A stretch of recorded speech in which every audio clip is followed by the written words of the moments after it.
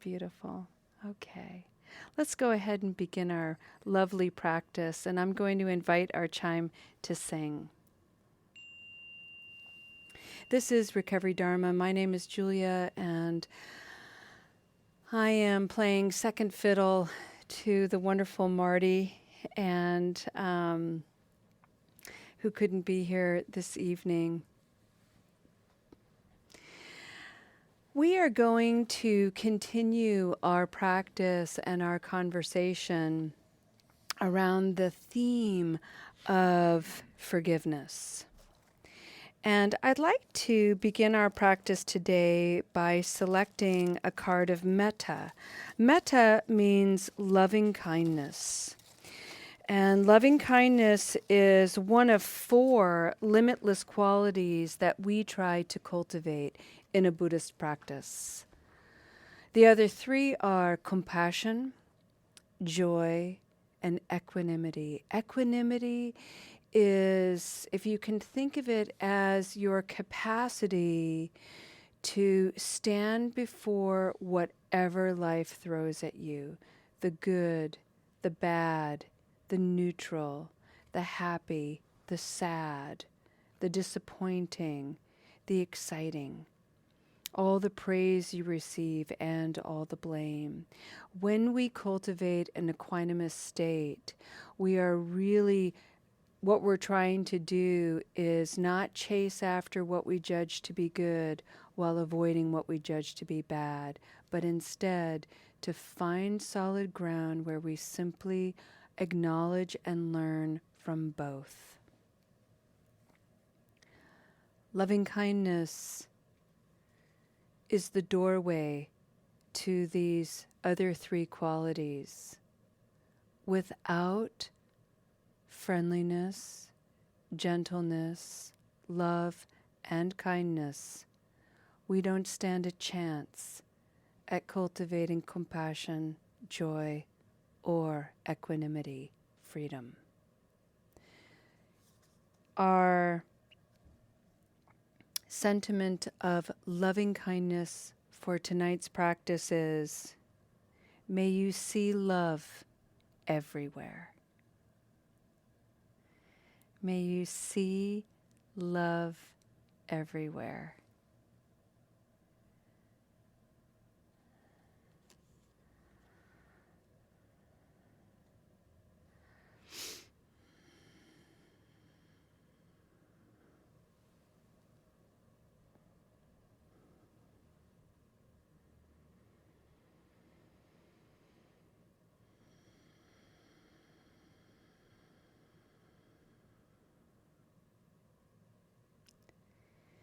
In that spirit, invite your gaze and your attention inward. Come into your body, come into your mind, come into any stories you might be telling yourself.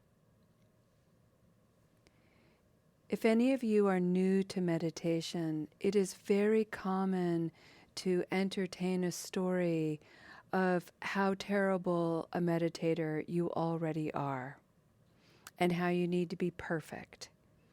The perfect meditator for the perfect situation, for the perfect.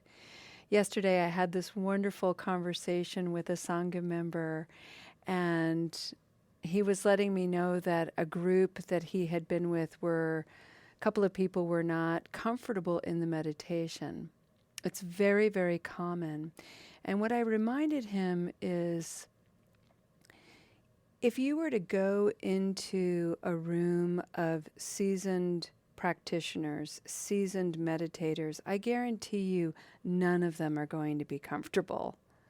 None of them are having a really good time. All of them are in their heads, working out their stuff, just like everybody.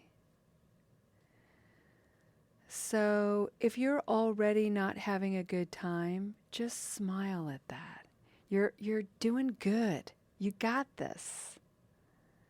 This is hard work to self-reflect. Most of us have spent years not doing that. rejecting all opportunity, numbing all possibility to gain self-awareness and insight. So to be in this posture can be really, really difficult. So let's take a moment and breathe that in. Meditation is often difficult, and we can do hard things.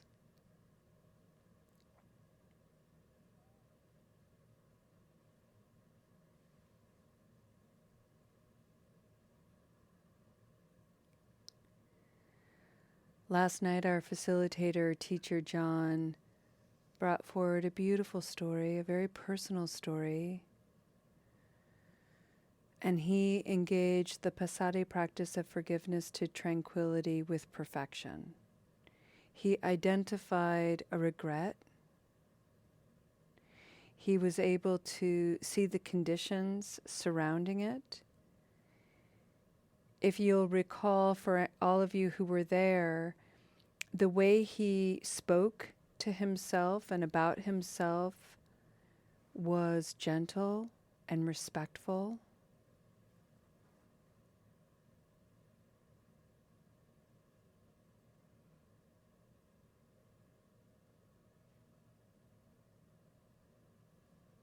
He was able to offer loving kindness.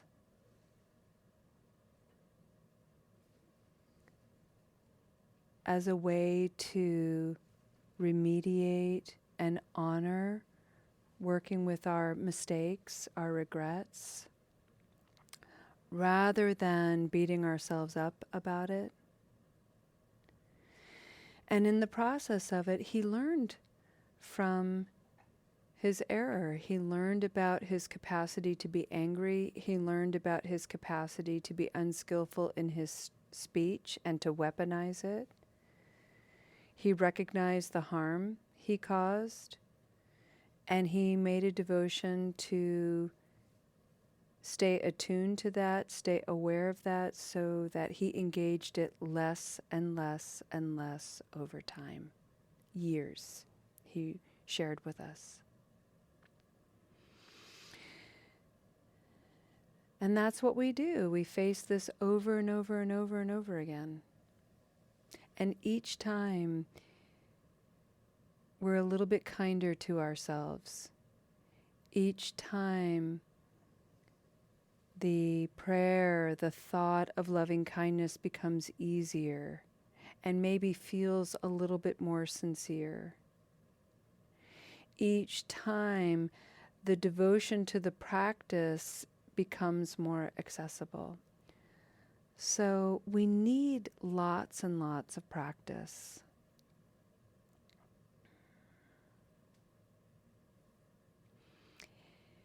So I'd like us to take some time and just take a moment to reflect on the day.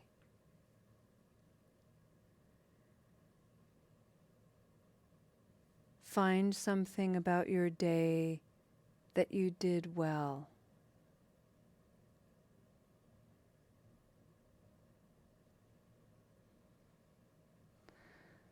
Recognize something in your day that was lacking.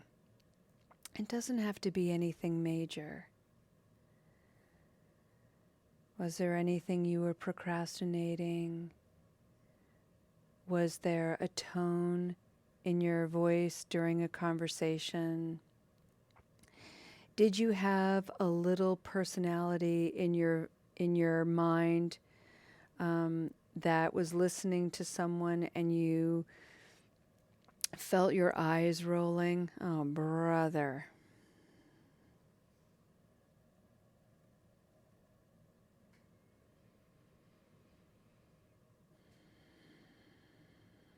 Notice that.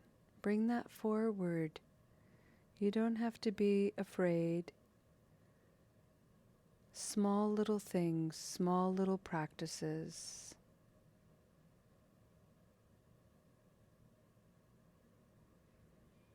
Get curious about the conditions around all of it.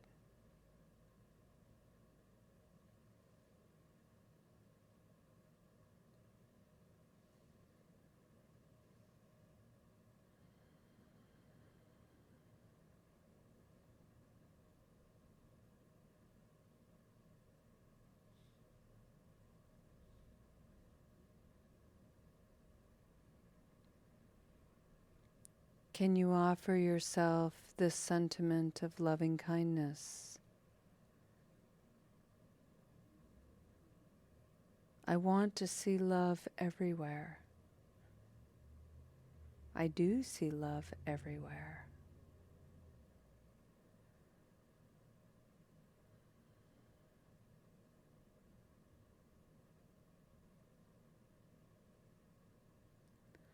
The fact that you showed up to this meeting is such a wonderful expression of your devotion to shifting your relationship to habit energy, shifting your relationship to the way you've always done things that doesn't serve you to the best of your ability. That's amazing.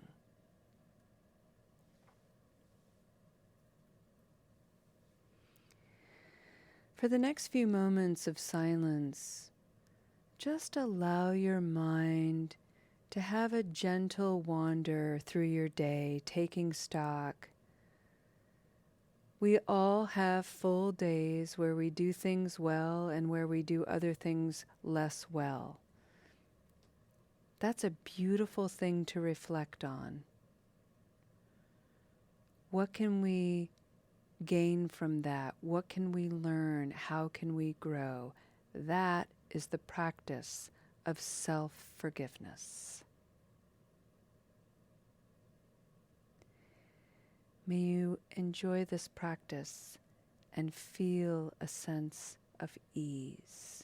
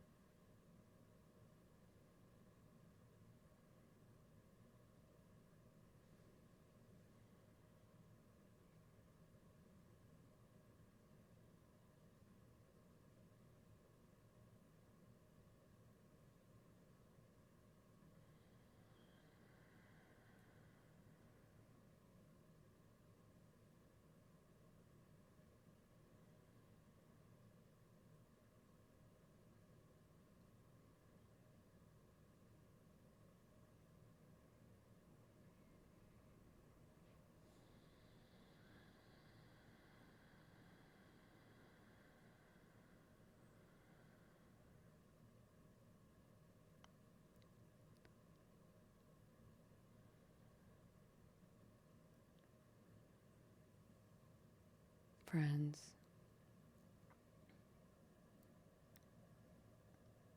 The Western mind has a very fixed notion of what it means to forgive and to be forgiving.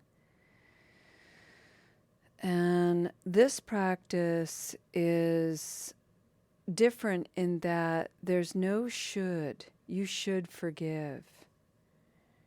You should let go.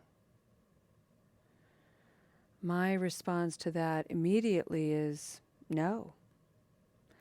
I'll only do so when I'm ready, when it's clear, when I understand it to the degree that I can.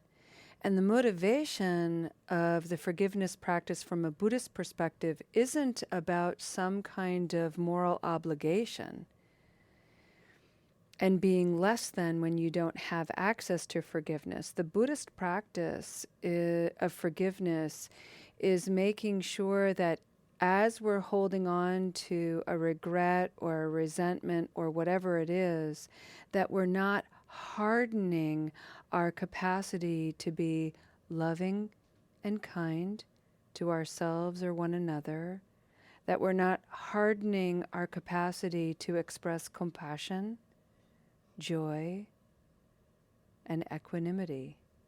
Those are the motivating forces. And so we really gain access to forgiveness because we have a sincere intention and motivation to want to be loving and kind and compassionate and joyful in all of our interactions. And this takes time and practice. It really, really does. We'll end our practice today with a beautiful line from a Buddhist prayer of forgiveness that I love.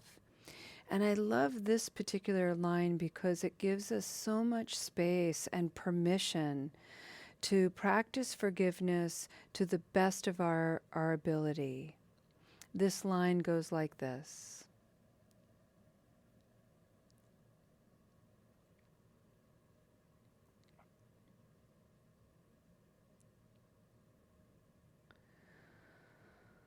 For all the people and events I have not yet forgiven, I forgive myself for that. For all the people and events and situations I have not yet forgiven, I forgive myself for that. And then finally, I want to bring your attention to the fact that this type of reflective work can be very, very, very tender. And a few weeks ago, a wonderful Sangha member shared that stepping toward that threshold and going into some of the darker regrets, some of those darker inner landscapes is intimidating and very uncomfortable and not necessarily safe. And I think that is excellent insight and discernment. So no need to tackle the biggest regret here. This is why I want you to practice day to day simple, simple things. And allow those darker regrets, those deeper hurts, allow them a gentle light. Maybe visit the doorway a little bit without going all the way in. And maybe with the spirit of loving kindness, you can pass those darkened places and simply say to that space,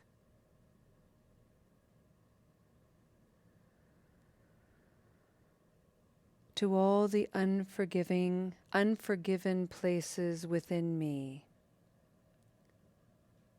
I feel released. To all the unforgiven places within me, I feel released.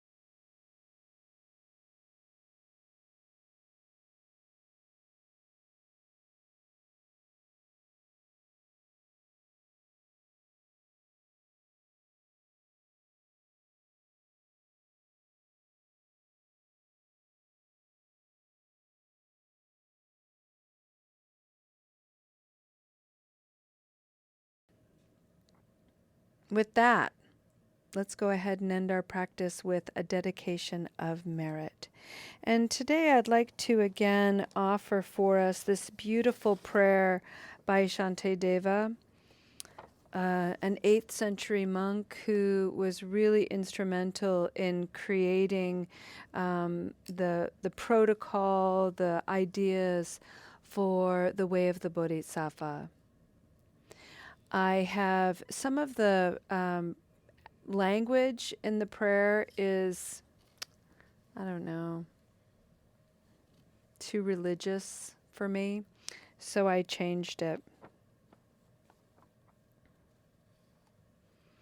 We dedicate this practice to all beings everywhere.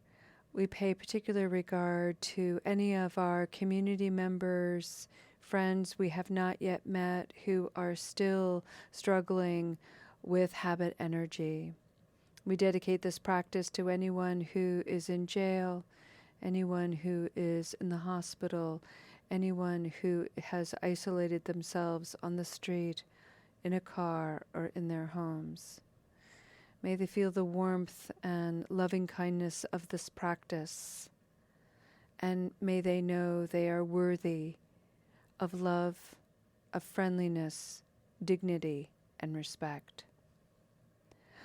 All beings know pain and confusion. I vow to bring ease and clarity. The ways of delusion, rejection, and diminishment are endless. I vow to be spacious for healing and transformation. The paths of truth are infinite. I vow to joyfully devote myself to their realities. Awakening to the wholeness of life is a sacred purpose, and I vow to embody it. For as long as space remains, for as long as sentient beings remain, may I too remain to dispel the miseries of the world. Thank you so much for your practice, friends. I look forward to seeing you again. Namaste.